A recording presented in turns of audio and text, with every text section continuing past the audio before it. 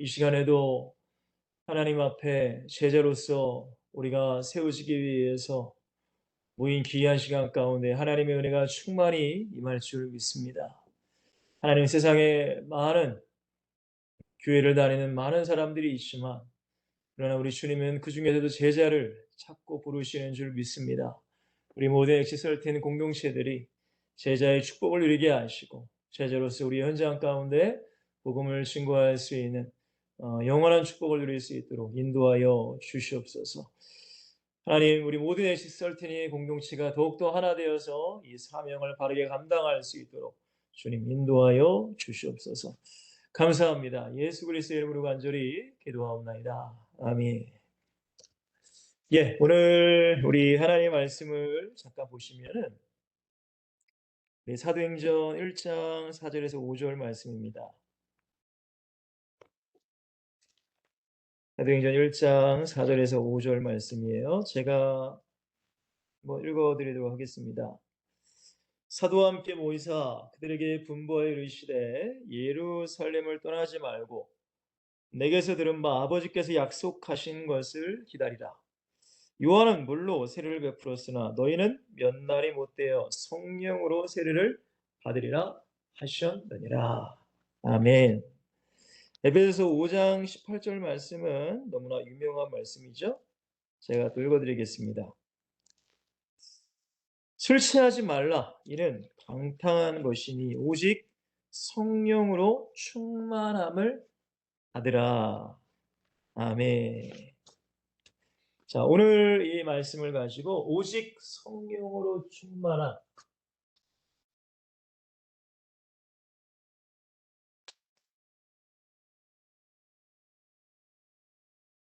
성령으로 충만한 제자, 전도 제자라는 말씀으로 우리가 말씀을 나누겠습니다. 제가 아마 이 성령님에 대해서 말씀을 증거하는 것은 아마 좀 처음이지 않나. 물론 기독적으로 성령 충만과 성령님에 대해서 말씀을 드렸지만 좀 이 성령님에 대해서 좀 세밀하게 말씀드리는 거 오늘이 아마 처음인 것 같아요. 왜냐하면 이 성령에 대한 것이 사실은 저희 나라에 물론 우리가 다 교회를 다니고 예수를 믿는다고 하지만 수많은 여러분들 교단들이 있습니다. 저도 그렇고 여러분도 그렇고 교회는 다 다니는 똑같이 예수를 믿는다고 하지만 섬기는 교회가 있고 섬기는 교회 목사님이 또 어떤 신학교를 나오고 또한 내가 섬기는 교회가 어떤 교단에 있느냐에 따라서 좀 여러 가지가 조금씩은 다를 수 있어요. 물론 예수 그리스도를 믿는다고 하지만 특별히 이제 성령에 대해서는 사실은 교단에 따라서 제가 보니까 많이 다른 것 같아요. 제가 이 순복음에서 저는 어렸을 때부터 순복음 교회를 다녔고 거기서 은혜 받고 목사 안수도 저는 여의도 순복음 측에서 이제 받았기 때문에 거의 순복음에서 한 30년가량 신앙생활을 했어요. 근데 이제 제가 사역을 나오면서 제가 지금 사역하는 교회는 이제 장로교입니다. 장로교. 장로 개혁 측에서 이제 제가 사역을 하고 있는데 제가 이렇게 30년 동안 순복음에서 신앙생활을 하고 또한 이 성령에 대한 설교를 듣고 또한 내가 성령에 대한 이해를 하고 내가 성령을 경험한 것과 또한 내가 장로교 와서 성령에 대한 설교를 듣고 또한 내가 성령에 대해서 이해를 하고 경험하는 것이 같을 수는 없더라고요. 아무래도 다를 수밖에 없습니다. 그렇다고 해서 순복음이 맞다, 장로교가 맞다 이런 건 아니에요. 근데 중요한 거는 뭐냐면은 결국에는 여러분들 성경을 통해서 성령의 역사, 곧 우리에게 역사하시는 성령을 우리는 바로 이해하셔야 되는 거예요. 우리가 교회를 다닙니다. 그죠? 많은 사람들이 예수를 믿고 물론 교회 안에서 그리스도인도 예수를 진짜 믿는 사람이 있지만 예수를 믿지 않는 사람도 분명히 있어요. 여러분 교회를 다닌다고 다 예수를 믿는 건 아니에요. 근데 예수를 믿는다고 하는 사람들끼리도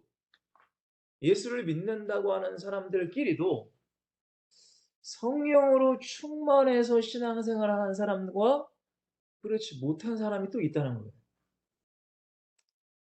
그러니까 이것을 우리가 이제 어떻게 이해해야 되는가? 오늘 말씀을 여러분들이 잘 들어보시고, 저는 여러분들 성경을 통해서 항상 말씀을 드려요. 성경.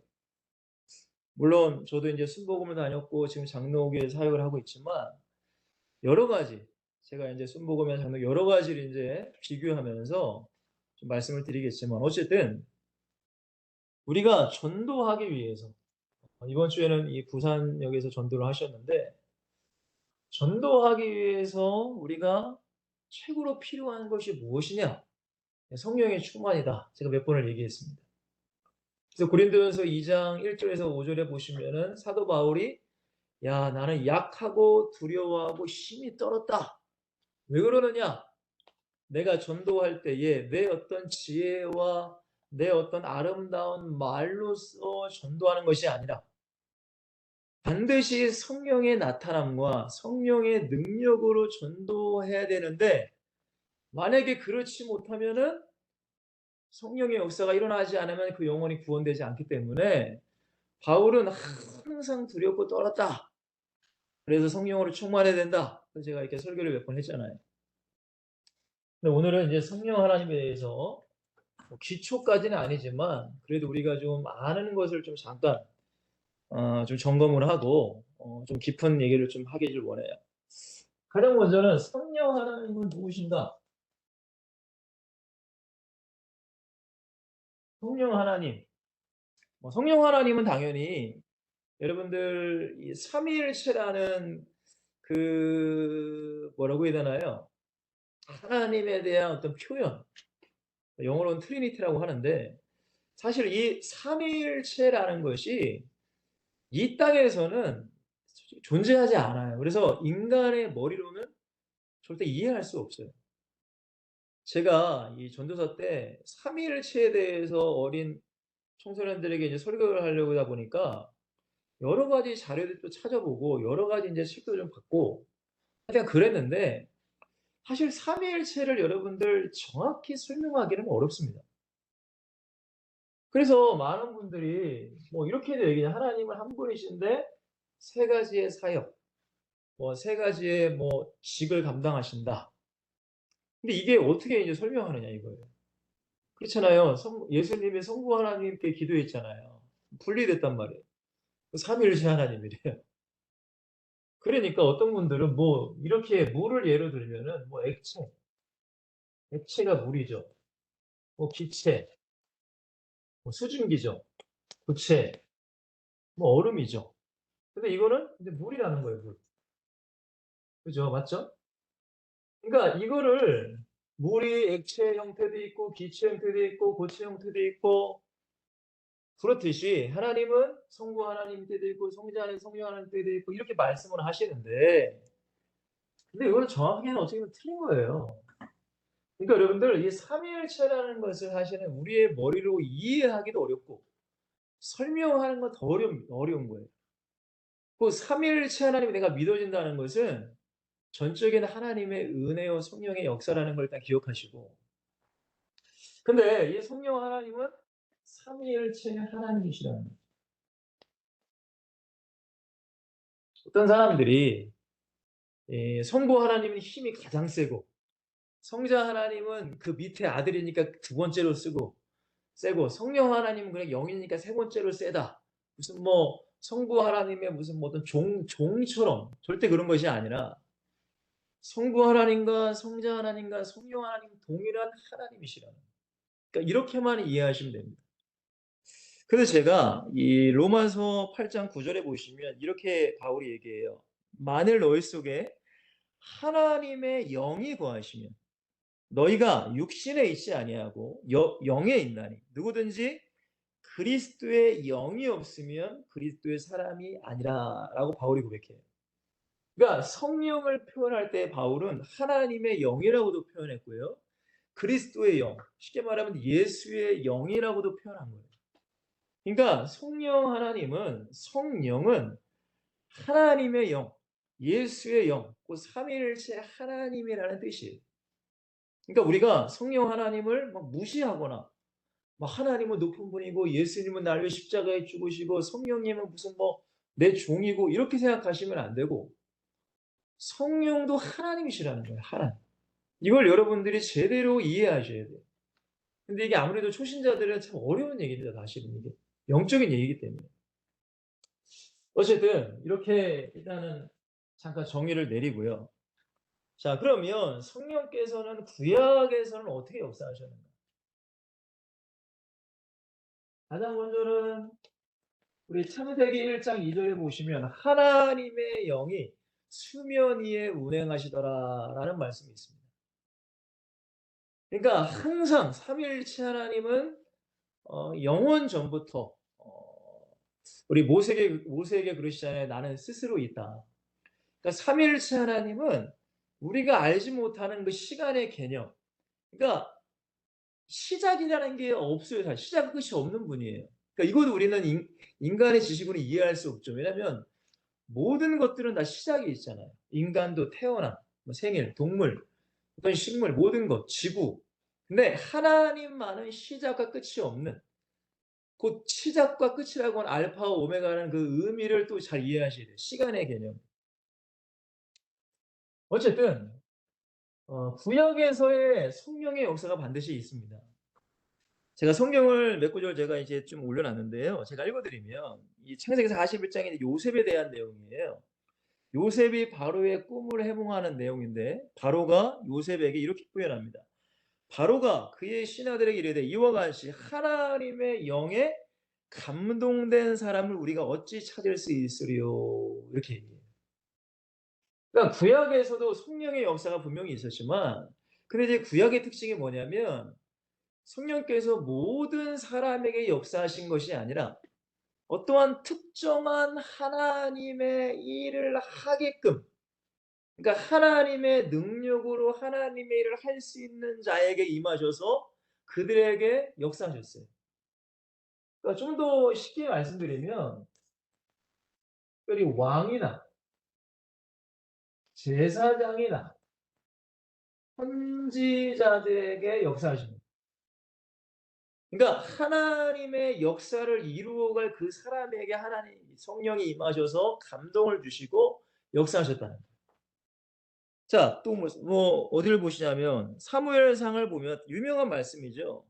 사무엘이 기름 뿔병을 가져다가 그의 형제 중에서 그에게 부었더니 이날 이후로 다윗이 여호와의 영이 크게 감동됐다.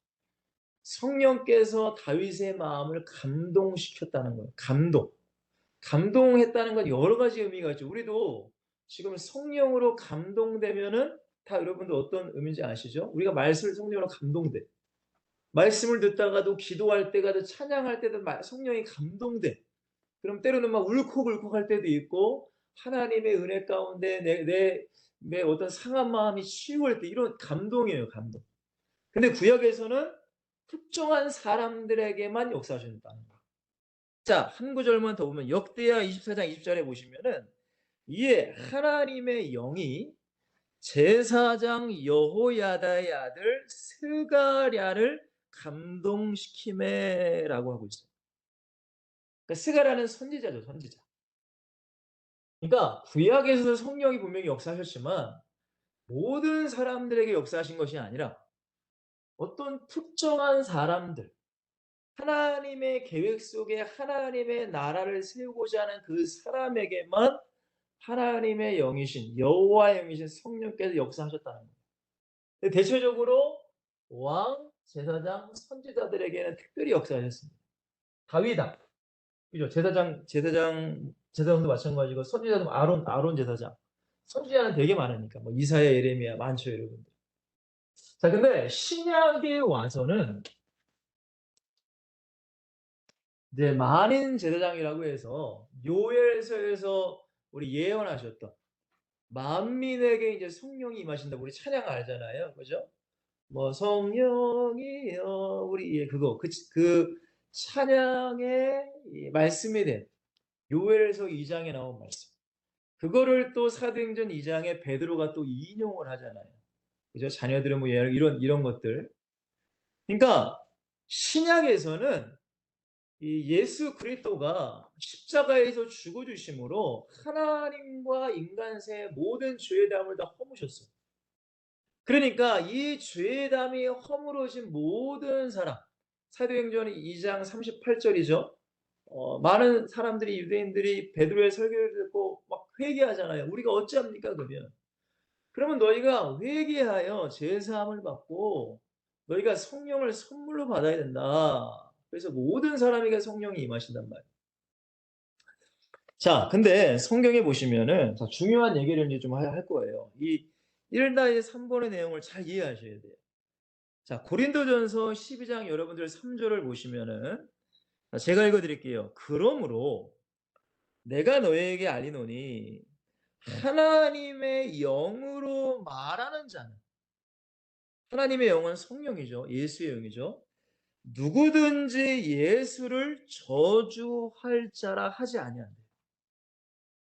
그러니까 그 사람 안에 성령이 계시면 예수님을 비방하거나 저주할 수 없다는 거예요.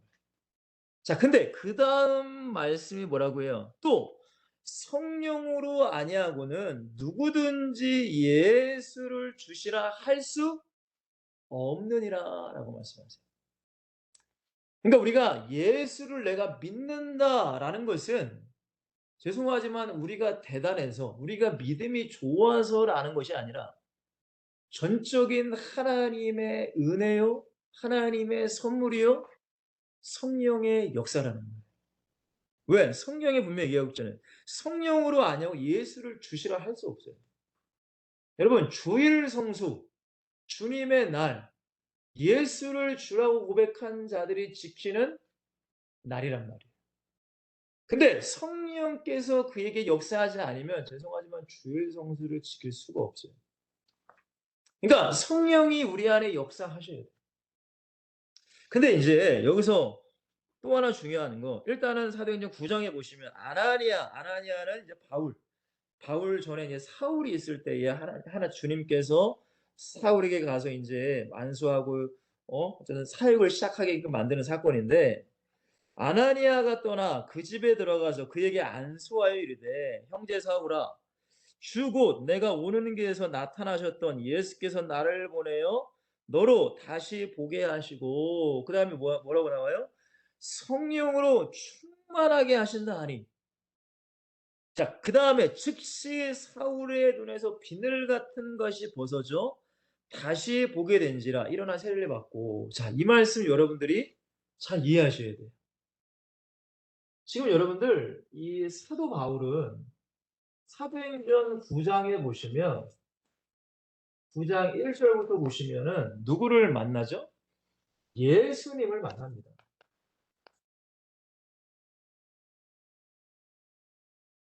여러분 예수님을 딱 만났어요. 그러면 예수님을 만났다는 것은 분명히 성령이 역사하신 거예요. 그죠? 여러분들 성령 역사하셔서 그 안에 예수님에 대한 존재. 왜냐면 그전에는 예수 믿는 사람들을 감옥에 쳐놓고 막 죽이려고 했어요. 사울이. 바울의 전 이름입니다. 근데 예수님을 만났다라는 것은 이때부터 진짜 예수님이 하나님이시구나. 예수님이 그리스도요 메시아라는 것을 알고 믿은 상태예요, 지금. 근데 이 상태에서 여러분 사울이 어디로 가요? 다소라는 곳, 다메섹이라는 곳에 가서 막 기도하고 있었어요. 기도. 자, 그때에 주님께서 아나니아라는 선지자를 보내서 사울에게 뭘 하게 해요? 안수하고 기도해 주게 합니다. 자, 그때에 어떻게 된다고요? 성령으로 충만하게 됐다라고 성경은 얘기해요. 그래서 눈에 비늘 같은 거, 여러분 예수님의 그 빛 광채를 보고 눈이 멀은 상태잖아요. 그죠? 근데 아나니아가 안수하는 순간에 성령의 충만을 입은 순간에 비늘이 벗겨졌다는 것은 여러분들 육신적인 물론 안 보이는 게 눈이 뜨여졌다는 것도 맞지만 성령이 충만하게 되면서 영적인 눈이 활짝 열렸다는 걸 의미해요. 자, 여러분 보세요. 예수님을 만나고 예수님을 믿는 사건 속에서도 여러분들 성령이 역사합니다. 그죠? 분명히 성령이 역사하셔야 돼요. 그러나 그 예수님을 만난 믿음 속에서 성령이 역사하신 것과 영적인 눈이 확 열리고 정말로 예수 그리스도를 담대하게 증거할 수 있는 뭐예요? 능력. 능력은 여러분들 성령의 충만함을 입어야 한다는 거예요. 여러분 이 차이를 여러분들 이해를 잘 하셔야 돼요. 다시 한번 설명드릴게요. 분명히 바울 되기 전에 사울은 사도행전 9장에 예수님을 만났어요. 갈멜리 도상에서. 분명히 만났습니다. 예수님의 성령께서 믿게끔 하셨단 말이에요. 근데 그것으로 끝이 아니라 주님께서는 아나니아란 선지자를 보내서 안수를 통하여서 기도. 기도함으로 바울이 성령이 충만하게끔 만들었어요. 근데 눈에 비늘이 벗겨졌다는 것은 육신적인 눈, 영적인 눈이 활짝 열렸다는 거예요. 곧 성령의 충만함 속에서 하나님의 능력이 바울에게 임했다는 거죠. 제가 왜 이렇게 말씀드리냐면 물론 예수님을 우리가 믿는 것도 성령이 역사하시는 것이지만 예수님을 믿는 성령의 역사와 내가 세상과 마귀와 싸워서 이기는 성령의 충만함은 분명히 다른 별개라는 거예요. 근데 많은 사람들이 오해를 해요. 아, 예수 믿으면 성령이 임하셔서 맞아요. 성령께서 임하시긴 했어. 근데 성령이 충만한 능력을 임한 것은 다른 거예요. 무슨 말인지 이해가 되시나요, 여러분들? 자, 그러면은 죄송해요. 좀 더 좀 자세하게 성경을 보면은 사도행전 8장을 여러분들이 한번 좀 찾아보세요. 자, 사도행전 8장입니다. 여러분, 사도행전 8장은 이 빌립 집사님이 사마리아에서 복음을 증거하는 내용이에요. 그죠? 근데 여러분들 잘 보세요. 빌립은 집사이기 때문에 어떤 뭐 안수권이나 이런 것이 없었어요. 그냥 전도만 했단 말이에요. 자, 근데 여러분 잘 보세요. 14절에 보시면 예루살렘에 있는 사도들이 뭐 베드로, 뭐 요한 이런 사람이겠죠. 그죠? 사도들이 사마리아도 하나님의 말씀을 받았다함을 듣고 그러니까 사마리아는 여러분들 어떤 지역인지 아시죠? 유대인들이 정통 유대인들이 개 취급을 했던 곧 혼혈인들이 살던 동네가 사마리아예요. 근데 그 동네에 빌립 집사님이 가서 복음을 증거했어. 그래서 수많은 역사가 일어났어요. 그 전에 뭐 세례까지 받았어. 예수 그리스도 이름에 관한 전도함을 12절에 보시면은 빌립이 하나님 나라와 민 예수 그리스도 이름에 관하여 전도함을 그들이 믿고 남녀가 다 세례를 받으니 그러니까 예수 믿고 세례까지 받았어. 그러면 여러분들 성령이 역사한 거예요. 맞죠, 여러분들? 근데 잘 보세요. 다시 한번 말씀드리면 예루살렘에 있는 사도들이 사마리아도 하나님의 말씀을 받았다는 걸 듣고 베드로와 요한을 보냅니다. 그 사마리아 지역에. 근데 15절에 보시면 그들이 내려가서 그들을 위하여 뭐 받기를요? 성령 받기를 기도했다라고 성경은 얘기해요. 여러분 이상하지 않아요? 예수 그리스도를 믿는 것은 성령의 역사하셔야 돼요. 그렇죠, 여러분들? 근데 이미 사마리아 지역의 사람들 예수를 믿어 세례를 다 받았어. 근데 지금 베드로와 요한은 가서 뭘 해요? 성령 받기를 또 기도해. 여러분 이게 무슨 차이예요? 예수님을 믿게 하시는 분은 물론 성령이지만 그러나 우리가 예수님을 믿고 나서 저 세상과 마귀와 내 육신의 정욕을 이기게 하는 그 성령의 충만함은 별개라는 걸 의미하는 거예요. 이게. 자, 잘 이해하시면 됩니다. 자, 그래서 16절에 보시면 이는 아직 한 사람에게도 성령 내리신 일이 없고 오직 주 예수의 이름으로 세례만을 받을 뿐이었더라. 그러니까 예수 믿는 것과 성령 받는 것을 여기는 별개로 또 따지는 거예요. 그러니까 이게 참 이게 어려운 얘기입니다, 사실은. 여러분 잘 이해하셔야 돼요. 성경 얘기니까 저는 성경 얘기 안 하는 거 안 하니까요. 자, 근데 이에 두 사도가 그들에게 안수함에 뭘 받는데요? 성령을 받는지라라고 성경은 얘기해요. 여러분 이게 어려운 얘기가 아니라 물론 예수님을 믿는 것도 성령이 역사하셔야 돼요. 근데 여러분 내가 예수님 믿었어. 근데 여러분들 예수님 믿는다고 해서 그 사람이 세상을 이기고 마귀를 이기고 자기 육신을 이길 수는 없다는 거예요. 성령이 충만해져야 돼요. 자, 보세요, 여러분들. 제가 교회를 어렸을 때부터 다녔어요. 거의 37, 8년 어쨌든 교회를 다녔어요. 근데 제가 교회를 다니면서 얼마나 많은 사랑을 받겠습니까?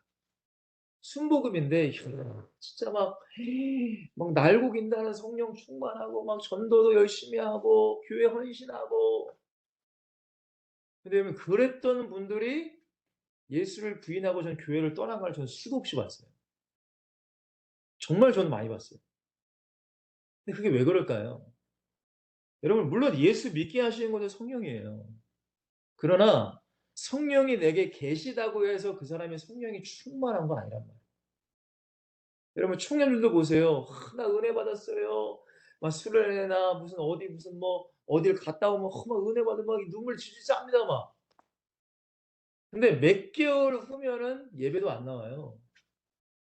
여러분 그게 왜 그래요? 물론 그 안에 성령이 계세요. 예수 믿게 하셨으니까.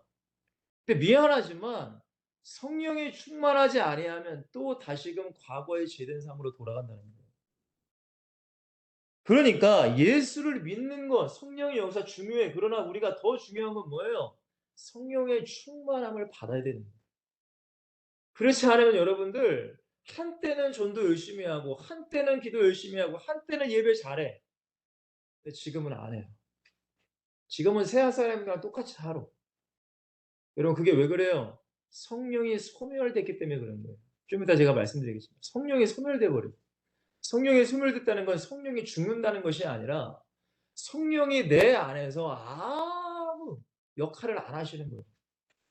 왜? 내가 성령의 그 감동을 내가 묵살시켜 버리니까. 말 안 들어. 성령께서 우리에게 감동을 주시면 어떤 감동을 주세요, 여러분들? 예배해라. 기도해라. 헌신해라. 뭐 전도해라. 이런 감동 주시잖아요. 내가 그 말을 안 들어. 그래서 성령이 내 안에서 점점 작아지는 거예요. 뭐 어떤 몸체가 작아진다는 것이 아니라 역할이 줄어든다는 거예요. 그러면 나는 예전처럼 내 육신대로 막 살아가. 그러니까 성령 충만하지 못하는 거예요. 그래서 이 사마리아에 가서도 베드로가 요한을 통해서 성령을 받았다는 것은 성령의 충만함을 받았다고 이해하시면 됩니다. 자, 이 한 절만 있으면 더 여러분들이 또 오해할 수 있으니까 사도행전 19장을 또 보시면 19장입니다. 자, 19장에 아볼로가 고린도에 있을 때에 바울이 윗지방으로 다녀 에베소에 와서 어떤 제자들을 만나요. 그러니까 바울이 에베소라는 지역에 가면 근데 거기는 아볼로라는 사람이 좀 가르친대나 봐. 자, 근데 2절부터 잘 보세요. 바울이 에베소에 가서 뭐라고 해요? 이르되 너희가 믿을 때에 성령을 받았느냐라고 물어봐요. 그러니까 이르되 아니라 우리는 성령의 계심도 듣지 못하였나라. 바울이 이르되 그러면 너희가 무슨 세례를 받았느냐 대답하되 요한의 세례니라. 요한의 세례는 뭐예요? 죄사함의 세례란 말이에요. 죄사함의 세례. 물론 그 속에도 성령은 역사하셨어요. 근데 바울은 요한의 세례와 성령의 세례를 분명히 구분짓는단 말이에요.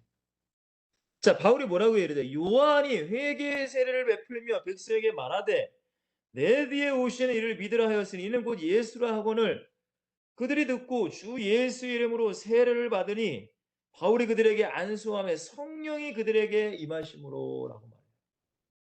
굉장히 여러분 재밌는 말씀입니다, 사실은. 여러분, 곧 이 성경을 통해서 우리가 정의를 성령에서 정확히 여러분들이 이해하실 건 뭐냐면 예수를 믿게 하시는 것도 물론 성령입니다. 성령. 성령의 역사예요. 우리 인간의 힘으로는 안 돼. 근데 더 중요한 건 뭐라고요? 나 예수 믿어. 땡이 아니라 성령의 충만함을 우리가 받아야 된다. 성령의 충만함은 세상을 이길 능력, 마귀 자식을 이길 능력, 내 육신을 이길 능력이라는 거예요. 무슨 말인지 이해가 되시나요, 여러분들? 여러분 교회 다닌다고 해서 물론 교회 다닌다고 다시 한번 말씀드릴게요. 여러분 교회를 다니는 사람들을 두 종류의 사람으로 나누면은 냉정하게 종교인과 그리스도인입니다.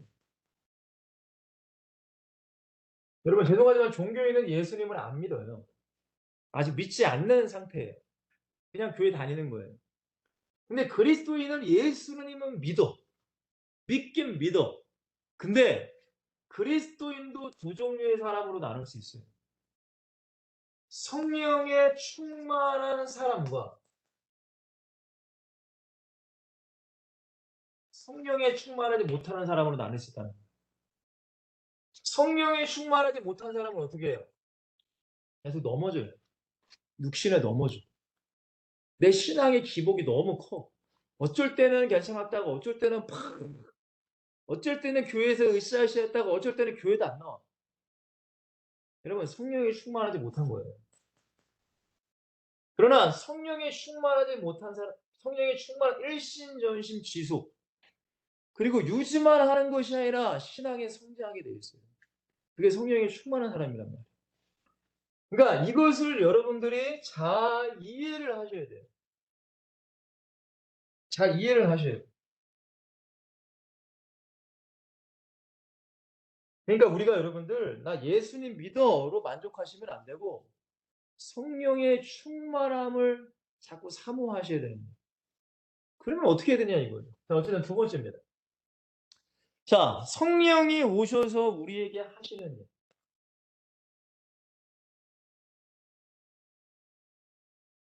우리에게 하시는 일이에요. 이게 너무나 중요해요. 자, 예수님을 믿으면 성령이 우리에게 오신다고 분명히 말씀드렸습니다. 그럼 그 성령이 우리 안에서 뭘 하시냐? 그냥 허수아비로 있느냐? 절대 그렇지 않아요. 성령께서 우리에게 오셔서 가장 먼저 하시는 일이 무엇이냐? 바로 죄라는 것을 새로 깨닫게 하죠. 죄. 여러분, 성령은 거룩하신 영이에요. 거룩. 그러니까 내 안에 우리가 고린도전서 3장 16절 다 외우고 계시죠? 하나님의 성령이 너희 안에 거하시는 걸 알지 못하느냐. 너희가 하나님의 성전인 것과. 성전이 뭐예요? 우리 안에 성전인 건 거룩한 전. 성령이 거하시는 전. 그러니까 내 안에 죄가 있으면은 성령이 내 안에 충만히 역사할 수 없어. 물론 우리가 회개를 했다 쳐도 항상 이 죄성은 우리에게 툭툭 튀어나와요. 꼭 기억하세요. 우리 중에 완전한 사람은 없어요. 저도 완전하지 않아요. 그렇기 때문에 나도 모르게 죄성이 툭툭 튀어나와. 아니 막말로 여러분들 저도 목사지만은 아니 길거리 다니다가 진짜 막말로 막 수영장 가 가지고 아니 막 비키니 입고 이런 여자 보면은 내 마음에 음욕이 들 수도 있잖아요. 그거 죄하잖아요, 죄. 간음죄잖아요, 간음죄. 그것도 간음죄라고 주님 말씀하셨잖아요. 근데 중요한 건 뭐라고요? 이러한 죄악을 성령께서 깨닫게 하시는 거예요. 여러분 예전에는 아마 그랬겠죠. 아니 뭐 이 정도는 사람이 아이 목사님 그렇게 하면 어떻게 삽니까? 그럼 어떻게 살아요 그 남자가? 그럼 맨날 그 집에서 이렇게 눈 가리고 살아야 됩니까? 밖에서 그럼 눈 감고 다닙니까? 이렇게 말하는 것이 아니라 '아 이것이 죄구나.' 회개하기 시작하는 거예요. 회개. 그리고 그런 것을 보지 않으려고 애써 노력하기도 하고 어쨌든 나만의 방법으로 죄를 이기려고 몸부림쳐가는 거죠. 그러면 내 안에 계신 성령께서 기뻐하세요. 여러분 다시 한번 말씀드리면 우리는 완벽하지 않아요. 완벽하라는 게 아니에요. 그러나 성령이 원하시는 것은 그 죄를 이기려고 하는 나의 마음을 보신다는 거예요. 근데 많은 사람들은 생각해. '아 저거 어떻게 저거 안 해.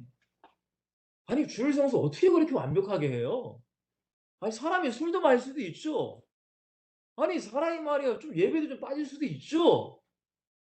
여러분 이것은 성령이 주시는 마음이 아니에요. 죄송하지만. 성령께서는 무조건 죄라는 것을 깨닫게 하세요. '아 이것도 죄구나.'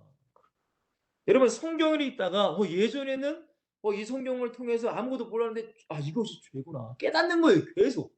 여러분 성경 왜 읽어요? 성경은 거울이란 말이에요. 거울을 통해 내 잘못된 걸 계속 보는 거야. 그죠 여러분들? 그리고 나서 예수의 보혈로 회개하는 거죠. 여러분 보세요. 사무엘상 24장 5 절에 보시면 다윗이 사울을 죽일 수 있는 절호의 기회가 있었단 말이에요. 막 장군들도 "이건 하나님이 주신 기회입니다. 왕이시여." 근데 다윗은 사울을 죽이지 않아요. 왜? 사울은 하나님의 기름 부음 받은 자거든요. 근데 놀랍게도 이 다윗이 사울이 동굴에 들어가서 볼일을 볼 때에 사울을 죽인 게 아니라 사울의 옷자락만 베고 와요. 옷자락만 훼손시킨단 말이에요. 근데 놀랍게도 여러분들 다윗의 마음이 찔렸다라고 얘기해요. 왜 찔렸을까요? 도대체 왜 찔렸을까요, 여러분? 성령이 다윗에게 역사하신 거예요. 성령께서. 자, 그리고 사도행전 2장 37절에도 말하는 이는 너희가 아니야. 죄송합니다. 그들이 이 말을 듣고 베드로의 설교를 들었어요. 마음에 뭐 어떻게 됐어요? 찔린다라고 말해요. 죄라는 걸 인식시키는 거예요, 성령께서. 그러니까 여러분들 성령께서 우리에게 오셔서 가장 먼저 시작하시는 사역이 뭐냐? 죄를 자꾸 깨닫게 하시는 거예요. 죄를. 여러분 2000년 기독교 역사에 수많은 부흥의 역사가 있었어요. 특별히 유명한 부흥의 역사가 뭐냐면은 요한 웨슬레 목사님께서 영국을 대부흥을 시키는 현장. 근데 그 기록을 보면은 다 모든 영국의 성도들이 요한 웨슬레 목사님의 설교를 듣고 기도하는데 다 회개가 터져요. 다 회개가. 이 모든 죄악을 성령께서 깨닫게 해서 회개가 터지면서 기도의 역사가 일어났단 말이에요. 그리고 나서 모든 영국의 사람들이 변화가 돼요. 여러분 미국의 큰 부흥의 운동이 뭐예요? 아주사 부흥의 운동이란 말이에요. 여러분 그 부흥의 운동도 마찬가지예요. 회개의 역사가 일어나면서 여러분 놀라운 부흥의 역사가 일어났어요. 뭐 다른 나라 볼 것 없이 우리 평양 장대현 교회 1907년에 있었던 여러분 그 교회에도 놀라운 부흥의 역사가 일어났어요. 그죠 여러분들? 근데 그 시작이 뭐예요? 선교사님의 말씀을 듣다가 그 당시에는 길선주 장로님이었어요. 길선주 장로님이 말씀을 듣다가 성령께서 죄를 깨닫게 하시는 거예요. 길선주 장로님의 친구가 장로님에게 돈을 맡겼는데 내 자녀들과 내 처를 좀 맡아달라. 근데 이 돈을 기서 가로챈 거예요. 그러니까 앞에 나와 강단의 앞에 나와 나는 주인입니다. 울면서 회개해요. 그 회개할 때에 그 앉았던 많은 성도들도 회개의 역사가 일어났어요. 성령께서 여러분들 우리에게 오서 가장 먼저 하시는 일이 뭔지 아세요? 죄라는 걸 깨닫게 하세요. 죄. 예전에는 똥인지 된장인지 구분 못해. 예전에는 주일 성수 안 해도 이게 죄인지 이게 아닌지 몰라. 기도 안 하는 게 죄인지 아닌지 몰라. 헌신 안 하는 게 죄인지 아닌지 몰라. 근데 우리 안에 성령의 역사하시는 순간부터 이게 죄구나. 그럼 이걸 어떻게 해야 돼요? 이기려고 몸부림쳐야죠. 그게 성령이 하시는 일이에요, 여러분들. 성령이 여러분들 무슨 우리 안에서 허수아비로 그냥 뭐 놀고 계신 것이 아니라 절대 그런 게 아니에요, 여러분들. 여러분 가장 먼저는 죄를 깨닫게 하시고 여러분 죄를 깨달았기 때문에 반드시 진리 가운데로 진리는 누구세요? 예수 그리스도와 하나님의 말씀으로 돌아가게 하시는 거예요. 성령께서. 이것이 죄야. 그럼 말씀으로 돌아가야 돼. 이것은 잘못됐어. 그럼 말씀은 뭐라고 하냐? 진리 가운데로 성령을 인도하시는 거예요. 예수 그리스도께로 더욱더 가까이 나가게 하는 거예요. 여러분 예수님은 죄는 싫어하세요. 그러나 죄인은 사랑하시기 때문에 회개하고 나오라고 말씀하시는 거예요. 근데 그 회개조차도 성령께서 역사하시는 거예요. 죄를 자꾸 깨닫게 하세요. 죄를 자꾸 이것이 죄구나. 이것도 죄구나. 아, 세상의 유혹 이게 죄구나. TV를 너무 많이 보는 것도 죄구나. 영화에 미쳐 있는 것도 죄구나. 게임하는 것도 죄구나. 저는 몰랐어요, 사실. 저는 진짜 몰랐어요. 제가 영화를 엄청 좋아하거든요, 사실은. 그래서 제가 영화 카메라 감독도 되고 싶었던 사람이에요. 근데 그것이 하나님보다 내가 더 좋아하는 게 죄라는 걸 깨닫고 나서 그 이후부터는 세상적인 것을 안 즐기려고 지금도 몸부림치고 있습니다, 사실은. 여러분, 그러면은 어떻게 되는 줄 아세요? 자꾸 주님과 가까워져요. 자꾸 말씀과 가까워져요. 말씀과 하나가 되고자 성경에서 자꾸 우리를 인도하시는 거예요. 여러분, 제가 성경 말씀 띄워 놨어요. 마태복음 10장 19절 20절에도 너희를 넘겨줄 때에 어떻게 또는 무엇을 말할까 염려하지 말라. 그때 너에게 할 말을 주시리니 말하는 이는 너희가 아니라 너희 속에 말씀하니 곧 너희 아버지의 성령이시니라. 내 안에 계신 성령께서 자꾸 주님이 원하시는 말씀으로 자꾸 나를 인도한다는 뜻이에요. 여러분이 꼭 기억하세요. 아, 성령이 우리에게 죄를 먼저 깨닫게 하신다. 그리고 진리 대신 예수 그리스도와 말씀으로 계속 가까이 가게 하신다. 여러분, 예수 그리스도는 빛이에요. 말씀은 빛이야. 빛으로 내가 가까이 가면은 내 어둠은 더 드러나게 돼 있어요. 그러니까 이게 점점 성령으로 충만해지는 거, 예수로 충만해진다는 뜻입니다. 자, 그리고 나서 성령이 또 뭐 하실까요? 우리 안에 세 번째입니다. 기도할 수 있는 힘을 주세요. 여러분, 기도도 우리 힘으로 할 수 없어요. 제가 여러분들 말씀드렸잖아요. 지난주인가요? 어떤 목사님이 아침에 애를 등교시키고 야 안녕 해서 그리고 나서 기도를 시작했는데 얼마 기도 안 한 것 같은데 갑자기 띵동띵동 소리가 들려가지고 나가 보니까 아들이 왔다. 근데 그 아들이 아빠 나 다녀왔어요. 야 너 무슨 뭐 놓고 갔니? 그래가지고 근데 시간 보니까 몇 시간이 지나 있다고. 여러분들 우리가 인간적으로 물론 기도해야 돼요. 그러나 기도에 집중하게 되고 깊은 기도를 하게 되면은 성령이 역사하셔서 주님과 함께 깊은 교대 속에 기도를 하게 만드신다는 거예요. 자, 성경에 뭐라고 하죠? 꼭 읽으셔야 돼요. 로마서 8장 26절에 보시면 이와 같이 성령도 우리의 연약함을 도우시나니 우리는 마땅히 기도할 바를 알지 못하나 오직 성령이 말할 수 없는 탄식으로 우리를 위하여 친히 간구하시느니라 라고 말씀했어요. 여러분 우리가 너무 힘들면 기도할 힘도 없을 때가 있어요. 근데 그래도 성령이 나를 붙잡고 기도를 시킨다는 거예요. 성령의 충만한 역사가 일어나는 거죠. 그죠? 자, 네 번째입니다. 성령이 우리에게 하시는 일, 순종할 수 있도록 도와주세요. 순종할 수 있는 힘을 우리에게 자꾸 주셔요.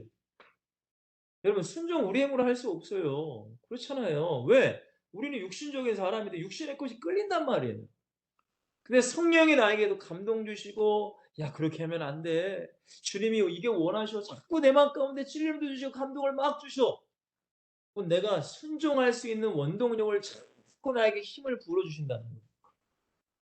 이것을 꼭 기억하셔야 돼요. 그러나 순종하는 건 내가 순종해야 돼요. 이게 포인트예요.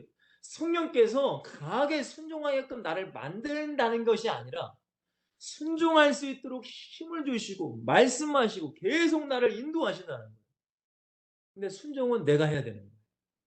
어쨌든 성령께서 우리를 순종할 수 있는 힘을 우리에게 주신다. 다섯 번째, 날마다 나를 새롭게 하세요.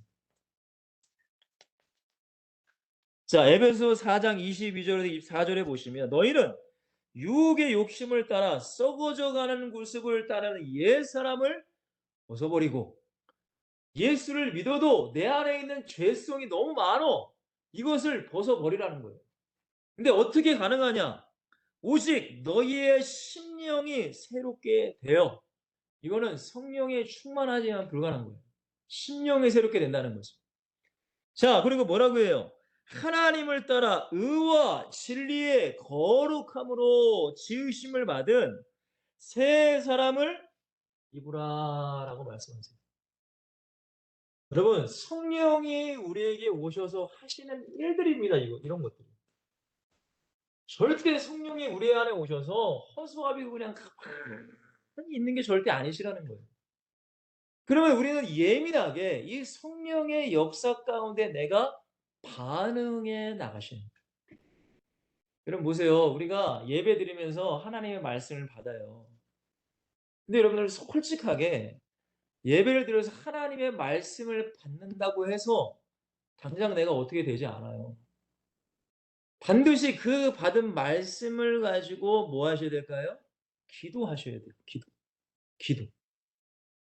기도하시면 성령께서 그 받은 말씀이 내 안에 살아 역사하게끔 만드시고 순종하게끔 인도하신단 말이에요. 이거를 꼭 기억하셔야 돼요. 자, 그래서 세 번째입니다. 성령에 충만하려면, 자, 성령에 충만하려면 다른 방법이 없어요, 여러분. 성령의 충만. 제가 분명히 말씀드렸어요. 성령이 내 안에 계시는 것과 성령의 충만은 분명히 다르다는 걸 여러분들이 이해를 하셔야 됩니다.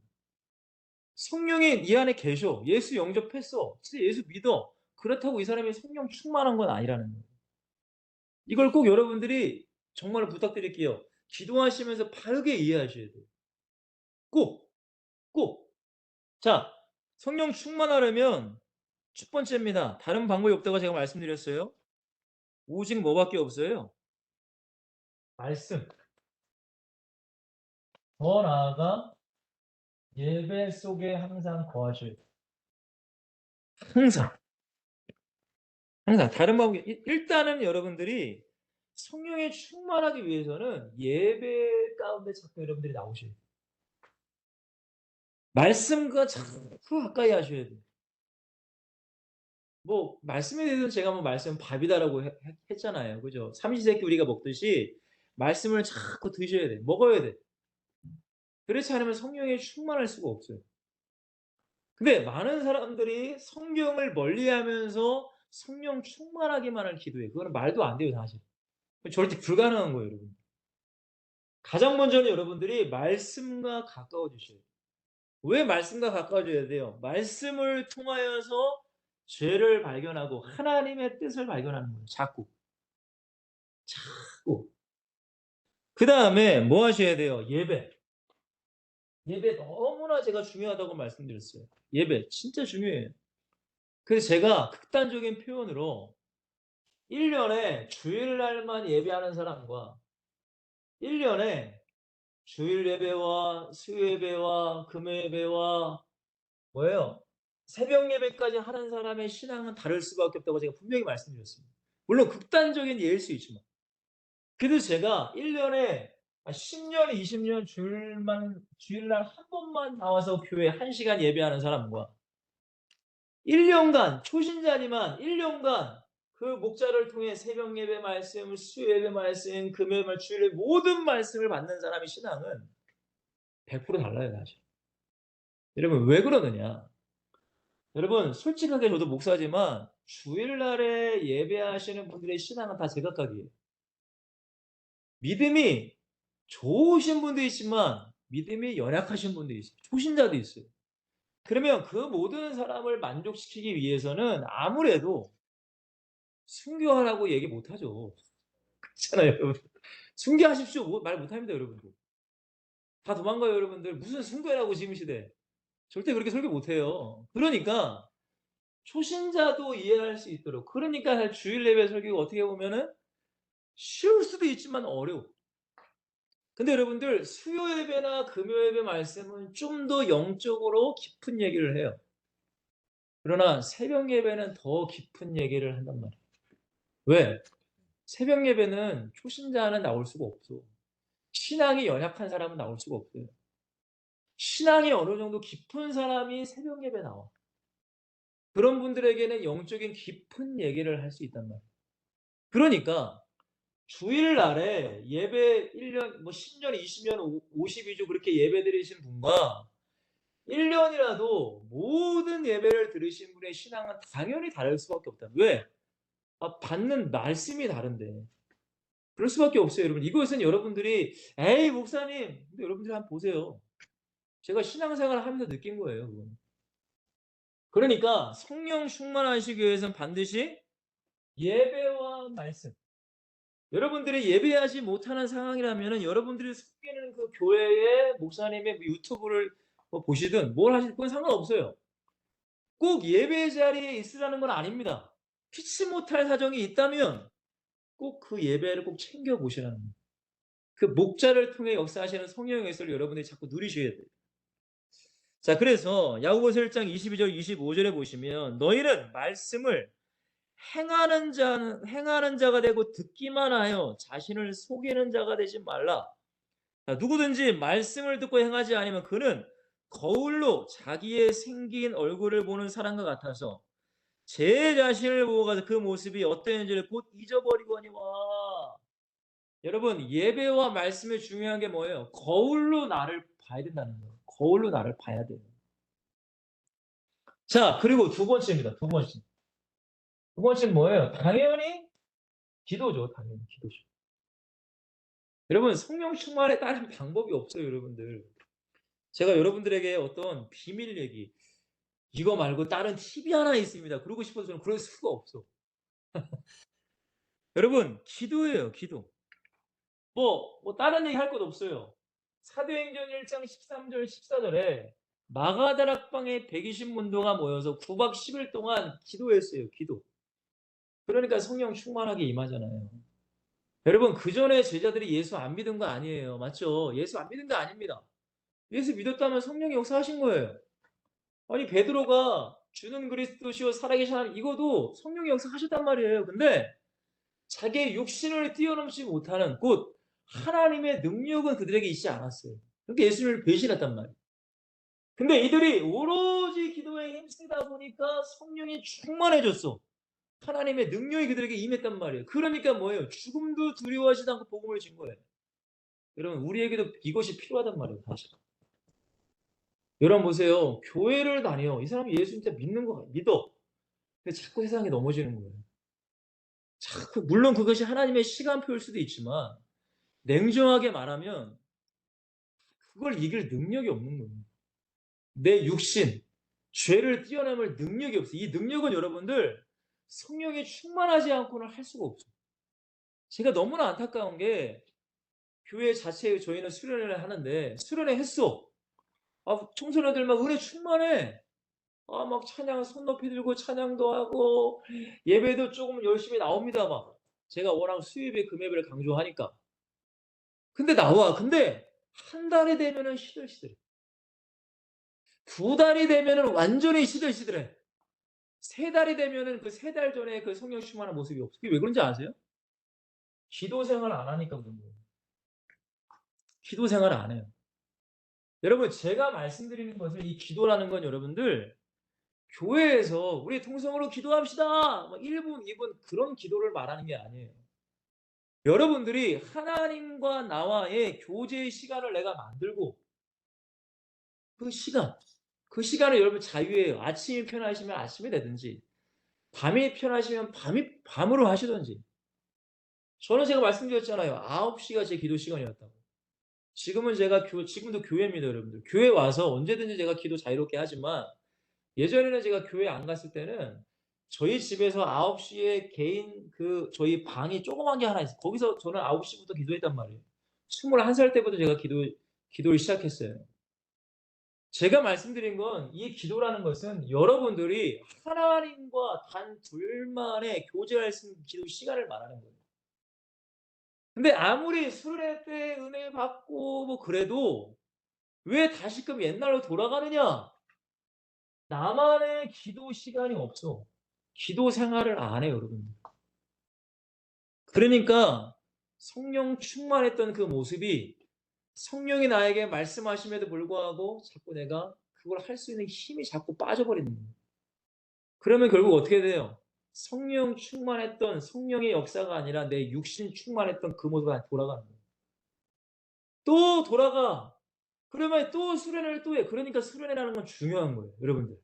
여러분들이 교회에서 뭐 자체 수련회든 뭐 은혜 받으러 기도원을 가시든 너무나 중요해요, 그게. 저는 하나님께서 6개월에 한 번씩은 꼭 기도원을 가게 하시든 수련회를 가게 하시든 저는 항상 그랬어요, 제가. 왜냐하면 이게 패턴이 분명히 있단 말이에요. 맨 처음에 잘 모르는 사람들은 진짜 은혜 받고 온다니까요. 근데 작심 3일이 되는 사람도 있고 작심 7이 되는 사람이 있어요. 근데 점점 늘어가요. 맨 처음에 작심 3일 했다가 다시 옛날로 돌아가는 사람. 또 은혜 받고 오면 일주일은 버텨. 근데 또 돌아가. 근데 한 보름은 버텨. 또 돌아가. 근데 그게 원인이 뭔지 아세요? 기도예요. 기도. 기도 안 하면 그래요. 근데 꾸준히 기도 생활을 하는 사람은 어때요? 그 받은 은혜가 내 안에 계속 지속되는 거예요. 자, 그러면 또 수련을 가잖아요. 은혜 받잖아요. 그러면 지속된 은혜가 더 성장해. 그러면 또 지속이 돼. 6개월 동안. 계속 예배를 통해 말씀을 통해서 은혜 받아. 그러면 또 은혜를 또 충만하게 또 수련회나 또 뭘 기도를 또 받아. 그러면 또 신앙이 또 성장해. 그러면 또 유지가 돼. 이게 반복이라는 거예요. 그러니까 기도하는 사람은 여러분들 신앙이 계속적으로 성장이 돼요. 근데 기도하지 아니하면 어떻게 돼요? 충만했다가 내려갔다가 충만했다가 내려갔다가 충만했다가 내려갔다가 계속 그 자리에 맴돌아요. 계속 그 자리에 맴돌아요. 계속. 그게 저는 너무너무 속상하고 안타까워요. 저 목사로서. 그게 안 돼요, 여러분들. 여러분, 성령께서 우리 향해 오시고 하신 일이 뭐라고요? 기도를 도와주신단 말이에요. 분명히 기도하라고 하셔, 성령께서. 근데 내가 한 번 거부하고, 두 번 거부하고, 세 번 거부하고, 네 번 거부하고, 그러면 성령도 인격적인 하나님이시란 말이에요. 그럼 그다음부터는 더 이상 말씀 안 하셔. 그게 성령이 소멸됐다는 뜻이에요, 여러분. 사랑하는 엑스터슨 여러분들, 성령 충만 다른 게 아니에요. 내가 할 수 있는 예배 생활 성실히 하시고 그 다음에 예배를 반드시 드리고 나서 말씀을 받고 나서 오늘도 마찬가지예요. 기도로 바로 연결이 되셔야 돼요. 기도하지 않으면 죄송하지만 말씀 받은 거 다 허공으로 넘어갑니다. 은혜 받은 거 다 허공으로 날아가요. 다시금 옛날로 또 들어가요. 또 들어가요. 또 들어가요. 이것만 몇십 년 하다가 죽는 사람 많아요. 여러분. 교회 다니는 사람. 여러분 기도 중요합니다. 세 번째. 예배드리고 말씀을 보고 기도한 사람에게 반드시 성령께서 순종을 요구하십니다. 순종. 순종, 순종. 순종 너무나 중요해요. 여러분들 제가 사도행전 16장 6절에서 7절 말씀 바울이 여러분들 복음을 증거하다가 아시아 쪽으로 복음을 증거하길 원했어. 근데 하나님의 계획은 아시아가 먼저 복음화되는 것이 아니라 유럽 복음화를 먼저 하나님이 원하셨기 때문에 뭐라고 말씀하죠? 성령이 아시아에서 말씀을 전하지 못하게 하시거든요. 그 다음에 다음 절에 무시아 페르로 비두니아로 아시아 쪽인 것 같아요. 근데 에스데 예수의 영이 허락하지 아니하시는지라 라고 말씀하세요. 예수의 영은 성령입니다. 그러니까 바울이 자기는 아시아 쪽으로 복음을 전하려고 했는데 성령께서 틀어버리시는 거예요. 바울의 순종에서 유럽 복음화를 먼저 이루게 하시는 거예요. 여러분 잊지 마세요. 절대적으로 성령의 감동에, 성령의 음성에, 성령의 깨달음에 예민하게 순종하시는 거예요. 제가 말씀드렸죠. 순종하지 않으면 성령은 내 안에서 소멸이 돼버려요. 소멸이라는 건 성령이 어디서 도망간다는 것이 아니라 내 안에서 역할이 점점 줄어든다는 거예요. 이제 말씀 안 하죠. 성령께서. 혹시 여러분 그런 걸 경험해 보는지 모르겠지만 저는 그걸 경험해 봤어요. 성령이 말씀 안 하세요. 그러나 다시금 내가 회개하고 성령님이 도와달라고 하면 그때부터 세밀하게 또 말씀하시기 시작하는 거예요. 사랑하는 우리 엑스설튼 여러분들, 성령 충만한 다른 방법이 없어요. 이 세 가지입니다. 모든 한국교회 목사님들의 설교 속에 반드시 이 세 가지가 다 들어가 있어요. 왜 그럴까요? 성령 충만하고 신앙생활 잘하고 그리스도인답게 살 수 있는 유일한 방법은 성령 충만인데 이거 세 가지란 말이에요. 근데 여러 가지를 물론 돌려서 말씀하실 수도 있고 다른 방법으로 말씀할 수도 있지만 결국 성도들을 향해서 말씀하시는 것은 왜? 목사님들은 성령의 역사 속에서 설교를 하시는 거니까 결국은 이 세 가지예요. 예배 잘해라. 예배 생활 잘해라. 기도해라. 순종해라. 이 세 가지잖아요. 다. 결국은. 근데 중요한 건 뭐예요? 내가 하나씩 하나씩 순종하세요. 내가 순종 안 하면 성령은 소멸된다는 거예요. 내 안에 역할이 줄어들게 돼요. 그래서 갈라디아서 5장 16절에 보시면 내가 이르노니 너희는 성령을 따라 행하라. 그러면 육체의 욕심을 이루지 아니하리라라고 말씀하고 있어요. 성령과 내 육체는 싸웁니다. 죄송하지만. 계속 싸워요. 이것을 누가 이겨야 될까요? 성령이 내 안에서 이겨야지. 반드시 이게 지면은 성령이 소멸돼 자꾸 내 안에서. 육체가 이겨버리는 거예요. 그러니까 죄로 가는 거예요, 여러분. 신앙이 다시 원래대로 원상태로 돌아가는 거예요. 여러분 그러시면은 계속 똑같습니다. 죄송해요. 저는 그런 사람을 너무너무 많이 봐요, 진짜. 여러분 그러시지 마시고 이 세 가지를 깊이 묵상하세요.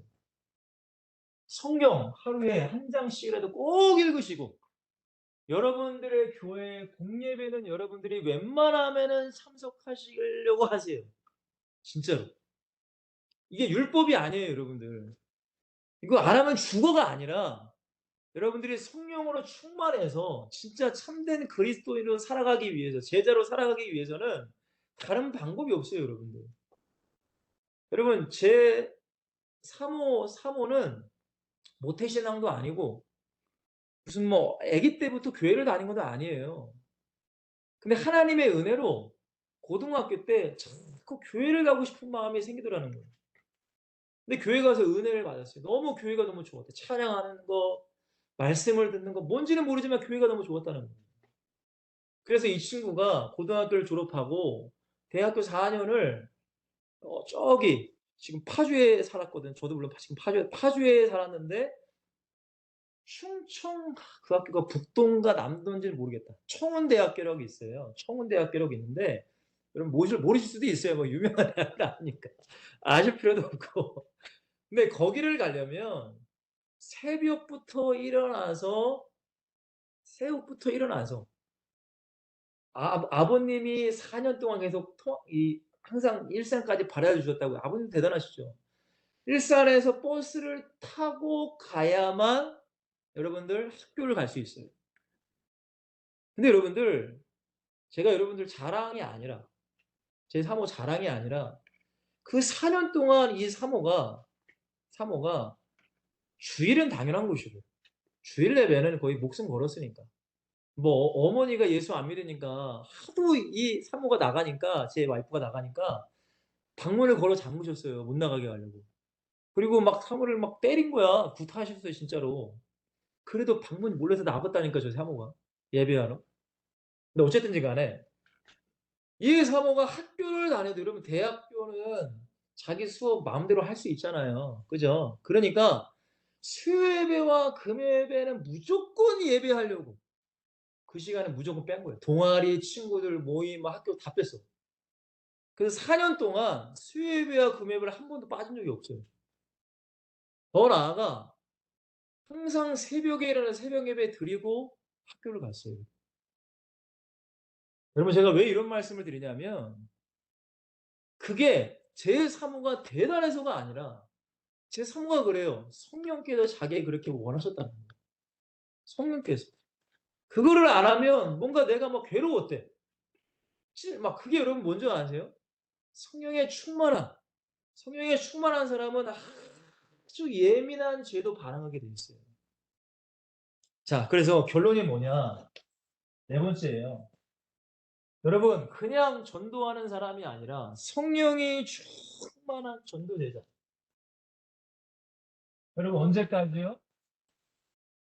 부탁드립니다. 죽는 그날까지. 우리가 천국 가는 그날까지. 천국 앞에서 주님께서 야, 잘했다. 잘 참았다. 진짜 이런 말씀을 들을 때까지 여러분들 긴장을 놓치지 마시고 절대 교만하지 마시고 전도자로 승리하기 위해서는 다른 방법이 없어요. 성령 충만하셔야 돼요. 여러분 저 같은 목사님이라고 할지라도 성령 충만하지 않으면 똑같아요. 죄 짓고 음란하고 돈 좋아하고 똑같아. 그러나 그렇게 되지 않기 위해서 깨어 있기 위해서 말씀과 기도와 순종하려고 부족하지만 저도 몸부림치는 거예요.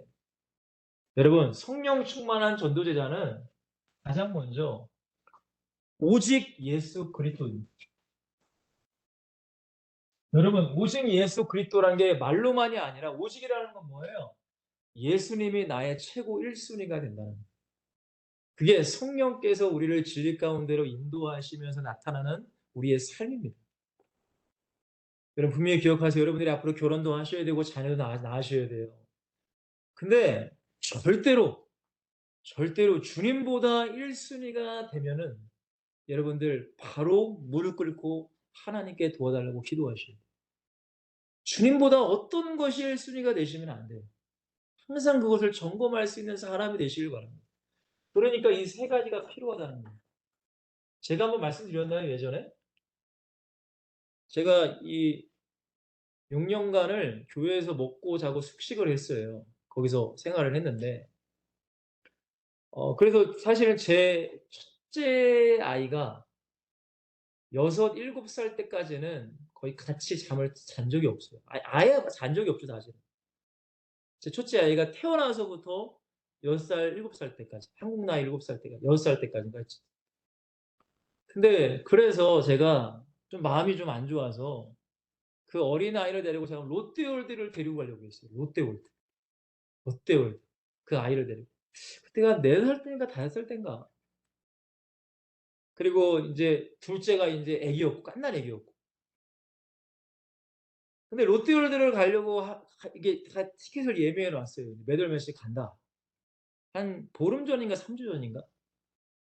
근데 자꾸 제 마음이 그렇다고 제가 기도 안 한 거 아니에요. 기도하고서 교회에서 생활했으니까 신학교 다니면서. 근데 자꾸 제 마음이 기도하는데 제 마음이 자꾸 롯데월드에 자꾸 가려고 하는 거예요. 롯데월드.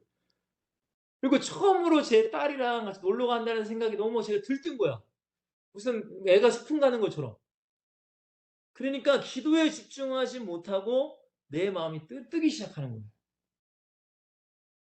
여러분 제가 그때에 그래도 제가 1 주일, 2 주일이 지났을까요? 성령께서 깨닫게 하시더라고요.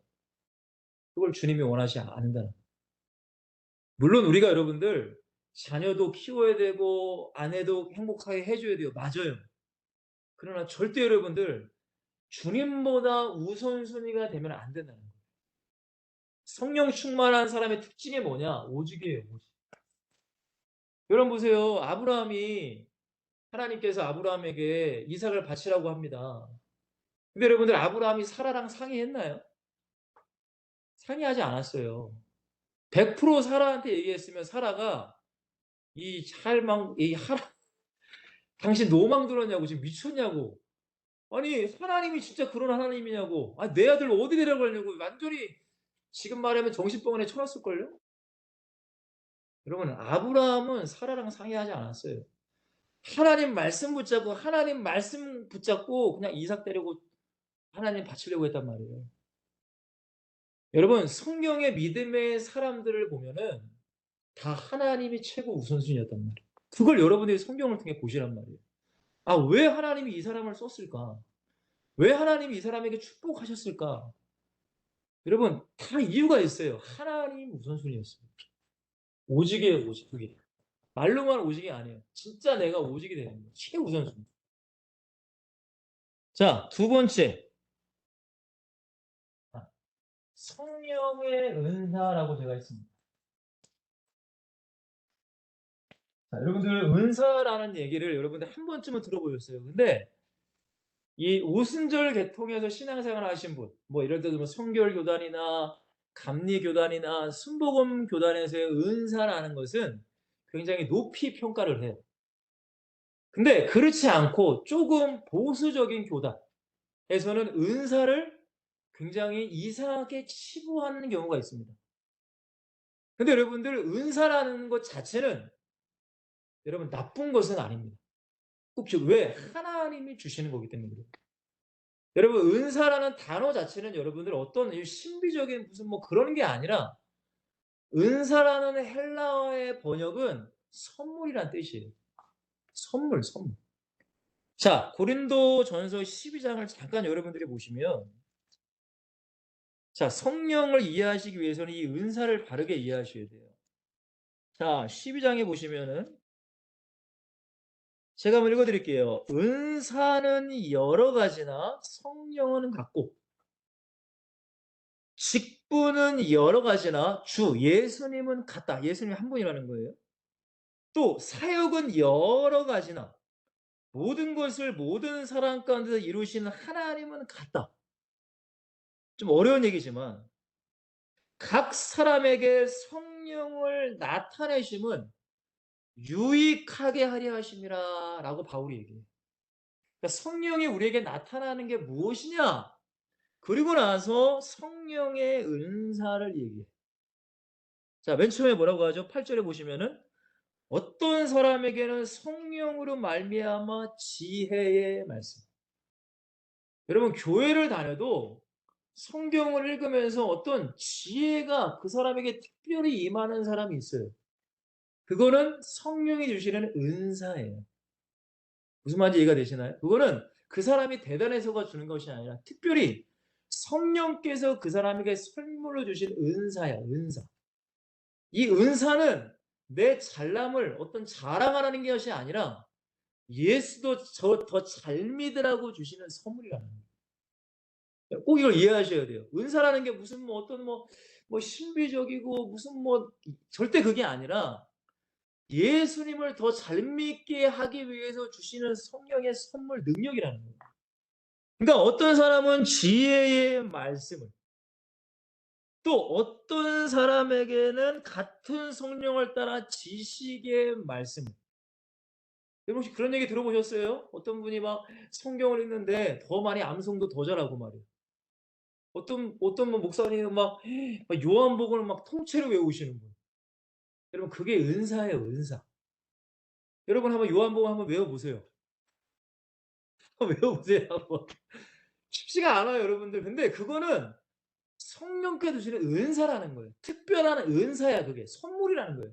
근데 이것을 자랑하면 안 되겠죠, 여러분들. 그죠? 하나님의 은혜예요, 그것은. 그러니까 이런 사람들이 있어요. 그렇게 간증하는 사람 많잖아요, 여러분들. 막 요한복음을 통째로 외우게 하시고. 진짜 북한에서 복음 증거하려면 성경책 못 가지고 가. 근데 그런 사람에게는 이런 지식의 은사를 주시는 거예요, 하나님께서. 왜? 성경 말씀을 내 안에 가져야만 복음을 증거하니까.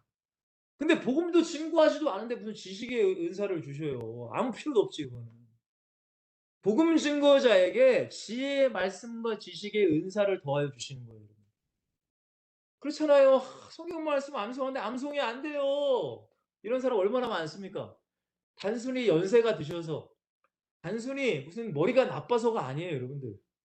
지식의 은사를 사모하시면 되는 거예요. 그건. 그러니까 기도하셔야 돼요, 모든 건 다. 왜?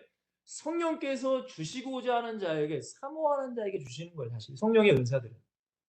그러니까 저 같은 목사에게는 반드시 지혜의 말씀의 은사와 지식의 은사가 있어야 돼. 그렇잖아요, 여러분들. 그러니까 기도하는 거예요, 여러분. 사모하는 거예요, 저는. 이상한 게 아니에요, 절대 여러분들. 오해하지 마세요. 자, 그리고 뭐라고 하세요? 다른 사람에게는 같은 성령으로 믿음을. 여러분, 교회를 다녀도 특별하게 믿음이 좋은 사람이 있어.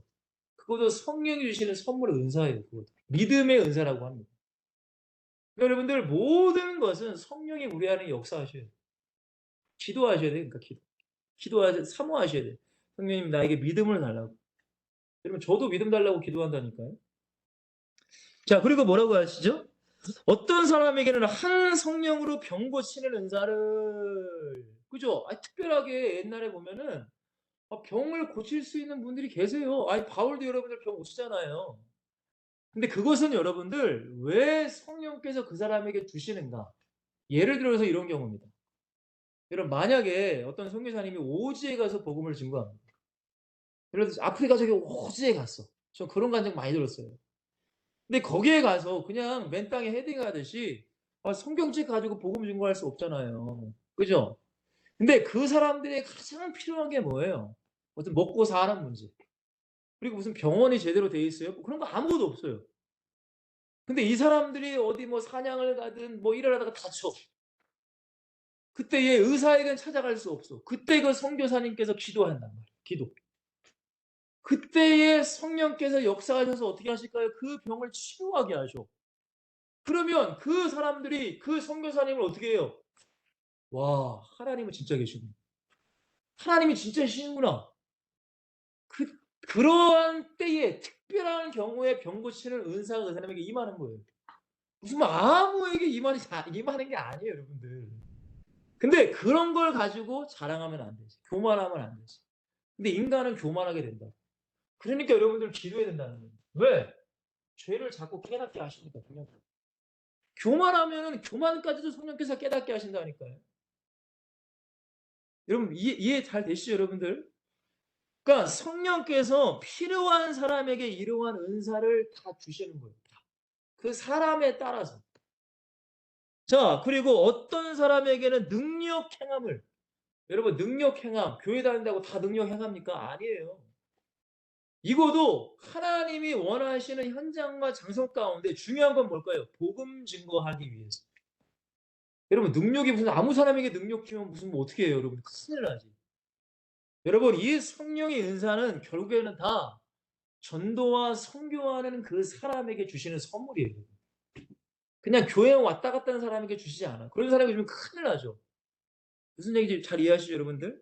자, 그리고 어떤 사람에게는 예언함을, 여러분 예언도 조심해야 돼요. 뭐 오늘 막 그렇잖아요. 무슨 뭐 옛날에 보니까 무슨 외국에 무슨 예언가가 와가지고 뭐 우리나라에 무슨 뭐 전쟁이 날 것이다. 이런 거 믿지 마시고 여러분들.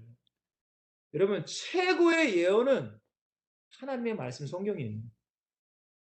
그 말씀이 내 안에서 사실 저도 여러분들에게 성경 말씀을 증거하는 것은 예언의 말씀을 하는 거예요. 여러분들이 이렇게 순종하면은 성령께서 역사하실 것이다.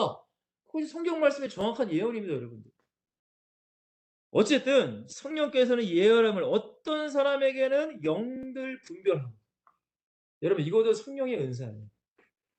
여러분 예수님께서 베드로가 예수님께서 야, 나 이제 십자가 져야 돼. 이러니까 베드로가 뭐라고 했다고요? 예수님 십자가 지지 마세요. 안 돼요. 그러니까 예수님이 뭐라고 해요? 베드로에게 이 사탄아 물러가라. 그 뒤에 역사하는 사탄의 배경을 예수님은 아셨어요. 여러분 우리가 세상을 살아갈 때 저는 목회자이기 때문에 특별히 영들 분별은 무조건 있어요. 왜? 이 사람이 신천지인지 이 사람이 신천지가 아닌지를 알아야 될 거 아니에요. 그럼 기도하지 않고서는 알 수 없어요, 여러분들. 이 사람이 종교인인지 이 사람이 진짜 예수 믿는지 아니면 이 사람이 예수 믿어도 성령에 충만한 사람이 성령에 충만하지 않고 알 수 못해. 그러니까 영들 분별함도 성령이 주시는 거예요. 사역하는 사람에게 주신다는 거예요. 자, 그리고 뭐라고 했어요? 어떤 사람에게는 다른 사람의 각종 방언 말함을. 여러분 이 방언이라는 것도 교단마다 다 다르게 얘기하십니다. 어떤 교단은 방언을 최고로 말하시는 분 교단도 있고 어떤 교단은 방언을 무슨 완전히 무시하는 교단도 있고 근데 여러분들 방언이라는 것은 중립이에요, 중립. 이 방언도 성령이 주시는 선물이에요, 선물. 은사란 말이에요. 근데 이 방언을 여러분들 얼마나 잘 사용하면은 자신에게 유익입니다. 방언 자체가 나쁜 건 아니에요. 근데 이 방언 자체를 너무 우상시하거나 어떤 교단에는 야 방언 못 받으면은 성령 못 받은 거야. 이거는 잘못된 거예요. 무슨 말인지 이해가 되시죠, 여러분들? 방언이라는 것도 성령께서 그 사람이 기도할 수 있는 사람의 기도하는 사람이 주는 선물이야. 그래서 어떤 교단에서는 이렇게 말하잖아요. 야 방언 뭐야 1만 마디 방언보다 한 5마디 말 뭐야 알아듣는 말로 하는 게 더 좋아. 왜 그따위 방언을 얘기해? 이렇게 얘기하시는 분 계시거든요. 근데 그거는 여러분들 방언이 그 바울이 말하는 그 고린도전서 14장의 의도를 모르시고 얘기하는 거예요. 그럼 고린도전서 14장은 어떤 내용이냐면 그냥 잠깐 말씀드릴게요. 고린도전서 14장은 고린도 교회가 너무 성령에 충만해 은사가 너무 막 많이 일어나. 그러니까 고린도 교회 성도들이랑 방언을 하는 거예요, 막 기도할 때. 근데 중요한 게 뭐예요? 아니 기도할 때만 방언하면 되는데 앞에 나와서 설교하는 사람도 방언으로 하네. 여러분 제가 여러분들에게 방언으로 무슨 이상한 따따따 뚜뚜뚜 하면 여러분 알아들어요? 여러분 1시간 동안 제가 여러분들께 따따따 뚜뚜뚜 따따따 하면 알아들어요? 못 알아듣죠? 근데 고린도 교회가 너무 이런 은사적인 게 많이 나타나니까 앞에서 기도 인도를 해도 따따따따 뚜뚜뚜뚜 근데 앉아 있는 사람은 못 알아듣는 거예요. 그러니까 바울이 뭐라고 하냐. 성도들이여 너희들이 기도하는 거 방언 기도 너무 중요하다. 그러나 앞에 나와서 설교를 하거나 앞에 나가서 기도 인도를 할 때는 1만 마디 방언하는 것보다 그 사람들이 알아듣는 몇 마디 하는 게 더 좋아 라고 얘기하는 것인데 많은 분들이 오해하셔. 그냥 단순히 야 알아듣지도 못하는 그 방언 뭐 이렇게 많이 해. 그냥 알아듣는 기도 몇 마디 하면 돼. 절대 그 얘기가 아니에요 여러분들. 이걸 꼭 이해하셔야 돼. 이거는 교단을 초월해서 여러분들이 이런 것에 대한 오해를 여러분들이 벗어나야 돼요. 자, 제가 한번 고린도전서 14장을 잠깐 보시면 자, 보세요, 여러분들. 자, 우리 고린도전서 14장 18절에 보시면은 꼭 한번 읽어 보세요. 바울이 뭐라고 하냐면 내가 너희 모든 사람보다 방언을 더 말함으로 하나님께 감사한다고 바울이 얘기해요. 여러분, 바울은 방언 기도를 굉장히 많이 했던 사람이에요. 근데 고린도전서 14장은 교회의 질서를 지금 얘기하는 거예요. 방언에 대한 질서를. 사람들이 아무 데서나 방언하고 막 그런 걸 하지 말라고 하는 거예요. 방언 자체가 나쁘다고 하는 게 아니야. 그래서 너가 혼자서 하나님과 기도할 때는 방언 기도해. 근데 앞에 나와서 설교를 할 때나 무슨 말할 때는 방언 기도보다는 알아듣는 말을 하라는 거예요.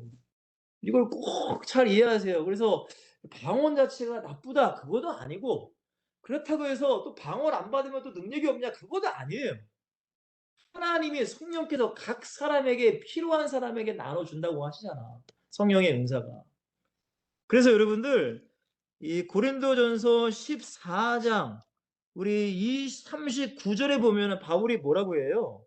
그런즉 내 형제들아 예언하기를 사모하며 방언 말하기를 금하지는 말라. 그러나 모든 것을 품위 있게 하고 질서 있게 하라고 고린도 교회에게 권면하는 거란 말이에요. 그리고 마지막 은사가 방언을 통역하는 은사. 여러분 이 모든 은사는 우리가 막 이상하게 되고 그런 게 아니라 우리가 신앙생활도 잘할 수 있도록 성령으로 충만할 수 있도록 더 나아가 전도 제자로 복음 증거할 수 있도록 우리에게 주시는 여러분 선물 더 나아가 능력이라는 겁니다. 능력. 여러분 꼭 이것을 기억하세요. 그러니까 은사에 대해서 여러분들 오해하지 마시고 여러분 은사는 나쁘다 그러면 성령이 나쁘다는 거예요 결국에는. 방언하는 게 나쁘다고 하면 성령이 나쁘다는 거예요. 왜? 방언이 성령의 말하게 하심을 따라서 방언하는 거거든요. 그러니까 여러분 이거를 잘 이해하시길 바라요. 자 어쨌든 넘어가겠습니다. 자 성령의 은사 이렇게 우리가 성령의 은사를 가지고 사역을 하면 반드시 그 사람에게는 성령의 뭐가 맺혀요? 열매가 맺힙니다. 갈라디아서 5장 22절 23절에 뭐라고 하죠 여러분들? 오직 성령의 열매는 사랑과 사랑 전도하기 위해서 있어야 돼요. 여러분 사랑 없이 전도할 수는 없습니다. 죄송하지만. 그냥 뭐 전도지 이게 한번 나눠주고 그냥 땡. 그거는 뭐 그래도 뭐 믿음이 있어야 하겠지만은 그 한 영혼을 가지고 끊임없이 가르치고 인도하고 또 기도하고 사랑 없으면 안 돼요. 여러분. 자, 희락이 뭐예요? 기쁨. 기쁨. 우리가 신앙생활 하다가 때때로 힘들 여러 가지 어려움이 있어. 그러나 내 안에 구원의 기쁨. 나를 전도자로 쓰심의 기쁨, 희락이에요, 희락. 또 뭐예요? 화평. 하나님과 화평. 사람과 화평. 영혼들과 화평. 여러분 부탁드릴게요. 절대 교회 내에서 누군가와 사이가 안 좋아지는 어떤 것이 있다면, 혹시라도 누군가와 교회에서 좀 마음이 좀 안 좋다면 빨리 여러분들이 해결하셔야 돼요. 빨리. 빨리. 그거 해결 안 되면 기도 안 돼요, 여러분. 은혜 못 받아, 절대. 절대 은혜 못 받아요. 많은 사람들이 착각해. 여러분, 내가 아무리 잘하고 그 사람이 잘못했어. 내가 먼저 미안하다고 해야 돼. 그걸 주님이 원하시는 거예요. 화평이에요, 화평. 성령의 열매예요, 그게. 자, 그리고 오래 참는 거. 오래 참아야지 전도할 수 있잖아요. 그죠? 그 한 영혼 오래 참아야지 뭐 어떡하겠어요. 지어 받고도 싶고 그냥 포기하고도 싶고 이럴 때가 얼마나 많습니까, 우리가 전도하다가. 근데 오래 참아야 돼. 참을 인자. 진짜 참을 인자, 진짜. 정말 참으셔야 돼, 진짜. 그리고 뭐예요? 자비를 베푸는 거. 전도를 통해서 여러분 어려운 사람들 도와줄 수 있는 것이고, 그죠? 양선, 선을 행하는 거. 그냥 내 의가 아니라 복음을 위해서. 그 다음에 충성하는 거. 여러분 충성하는 게 내 맘대로 돼요? 성령 충만하지만 할 수 없어요, 충성하는 거. 자, 그 다음에 뭐예요? 온유하는 마음. 교만하지 않고 겸손하는 거. 성령 충만해야 돼요. 마지막으로 뭐예요? 절제하는 거. 세상 것 절제하는 거. 즐거움 절제하는 거. 쾌락 절제하는 거. 성령 충만의 열매입니다, 이게. 여러분, 결국에는 이런 자만이 이제 마지막입니다. 성령의 완전히 메인자로서 하나님의 나라를 위해 자신의 모든 걸 드릴 수 있어요. 자, 마지막입니다. 우리 사도행전 20장 22절 24절에 지금 바울이 이제 이 순교하기 위해서 예루살렘으로 가고 이제 로마로 가기 전에 에베소 교회 장로들을 데리고 이제 잠깐 얘기하는 장면인데, 바울이 여러분 뭐라고 얘기하느냐? 보라, 이제 나는 성령에 매였다라고 해요. 여러분, 우리는 죄에서 자유함을 얻었어요. 예수로 해방됐어. 그러나 성령으로 우리가 충만하게 되면 우리는 성령에 매인 사람이 돼. 근데 육신의 삶을 살아가지 않고 성령에 매여서 성령의 인도 따라 살아가. 그게 성령의 인도받는 사람이에요. 성령에 매이지 않으면 내 마음대로 살아가. 자, 보세요. 성령에 매여서 예루살렘으로 가는데, 솔직히 바울의 육신은 예루살렘 가기 싫어. 왜? 가면 죽는데? 근데 누구에게 매였다고 해요? 성령에 매인 거예요. 거기서 무슨 일을 당하는지 알지 못한다. 자, 보세요. 오직 성령이 각 성에서 내게 증언하여 결박과 환란이 나를 기다린다 하신대. 성령께서 뭐라고 하신다고요? 야, 너 예루살렘 가면 결박과 환란 기다려. 근데 이성적으로는 가기 싫어. 인간이니까. 근데 성령에 매인 사람만 가게 됩니다. 여러분, 이게 이해가 잘 되시나요, 여러분들? 그러니까 바울의 유명한 고백이에요. 내가 달려갈 길과 주 예수께 받은 사명, 하나님의 은혜의 복음을 증언할 마신 내 생명을 조금도 귀한 걸 여기지 아니하노라 라고 말씀하세요. 여러분, 오늘 이 성령에 대한 설교는 사실은 하나하나 세심하게 사실은 해야 돼요. 왜냐면 우리가 되게 오해하는 것도 사실은 많고 이해하지 못하는 것도 사실은 많고, 왜냐면 내가 경험되지 않은 건 내가 사실 이해를 못하거든요. 그러니까 경험은, 경험이라는 것은 여러분들이 전도하다가 경험할 수도 있고 예배하시다가 성령의 역사를 경험할 수도 있고 미리 기도하시다가도 경험할 수 있는 거예요. 결국엔 오늘 결론입니다. 여러분, 우리가 죽는 그날까지 제자로 살 수 있는 방법은 성령으로 충만해야 돼요. 단순히 여러분 성령 충만이 단순한 게 아니에요. 성령이 우리에게 하시는 일을 여러분들 잘 이해하세요. 지금 여러분들에게 성령이 이렇게 하고 계신가? 여러분, 나를 보셔야 돼요, 나를. 그리고 제가 말씀드렸어요. 예수님을 믿는 것과 성령에 충만한 것은 분명히 다르다. 이 경계선을 여러분들이 분명히 그어놔야 돼요. 예수 믿는 것과 성령 충만을 짬뽕으로 시켜버리면 여러분, 우리는 되게 헷갈려요. 절대 다른 거예요, 여러분. 다시 한번 말씀드리지만 성령 충만하기 위해서는 예배와 기도와 순종 있으셔야 돼요. 반드시 여러분들이 하셔야 돼요, 이거는. 마지막이에요. 오직이라는 거, 예수님 최우선 순위, 성령의 은사를 사모하시고, 그렇다면 여러분은 성령의 열매를 조금씩 맺어 가실 거예요. 여러분의 삶의 여정 가운데. 그리고 우리는 성령 충만의 어떻게 보면 끝판왕이라고 하면 끝판왕인데 완전히 내가 성령에 매이는 거예요. 성령에. 그래야 성령이 있는 따라 내가 순종할 수 있고 살아가는 거예요. 오늘 이 말씀을 여러분들이 잘 묵상하시고 이해가 안 가시는 것이 있으면 저한테 개인적으로 연락하셔도 됩니다. 그러면 제가 여러분 최대한 이해할 수 있도록 설명까지는 드릴 수 있으니까. 어쨌든 여러분들 오늘 말씀처럼 이 세 가지 꼭 기억하시고 한 주도 꼭 승리하시길 바랍니다. 기도합시다. 하나님, 성령에 충만한 제자들은 사도행전 2장의 성령의 충만함을 입고 자신의 육신이 아니라 자신의 쾌락이 아니라 오직 예수 그리스도를 증거하기 위해 생명까지도 바치고 그리고 순교까지 한 제자들, 하나님, 우리가 그들을 바라보며 성령 충만에 대해서 다시금 묵상하기를 간절히 기도합니다. 여러분, 하나님, 이 세상에 많은 예수를 믿는다고 하는 사람이 많지만 성령 충만을 제대로 이해하지 못한 채 그냥 교회형 왔다 갔다 하는 종교인도 있고 예수를 믿는 은혜를 받았지만 성령의 충만한 그 능력이 없어서 마귀에게 조롱당하고 마귀의 종되어서 마귀 속에 매어서 살아가는 많은 불쌍한 그리스도인도 있습니다. 그러나 우리 지체의 모든 공동체는 오늘 말씀을 붙잡고 기도함으로 성령의 충만함을 항상 누리길 원하며 이 성령의 충만한 그 열매들이 내 삶에 맺힘으로 내 삶의 현장 가운데 수많은 영혼들이 살아날 수 있게 하시고 특별히 서울역과 부산역에 전도하는 그 현장 가운데 성령의 역사가 일어나며 제자가 세워지게 하시고 수연 양이 사역하는 그 멕시코에도 그 성령의 역사와 더불어 제자가 세워질 수 있도록 축복하여 주시옵소서. 하나님, 이 성령에 대한 말씀 잘 이해하게 하시고 이제 이해하지 못하는 것은 깨닫게 하시고 주님이 성령의 충만함을 내가 알고 체험하며 누리며 살아갈 수 있는 우리 모든 엑시설텐의 공동체가 다 될 수 있도록 축복하여 주시옵소서. 다음 주까지 건강히 만날 때까지 함께 하시며 우리의 현장을 한 주도 살릴 수 있도록 주님 인도하여 주시옵소서. 감사합니다. 예수 그리스도의 이름으로 간절히 축복하며 기도하옵나이다.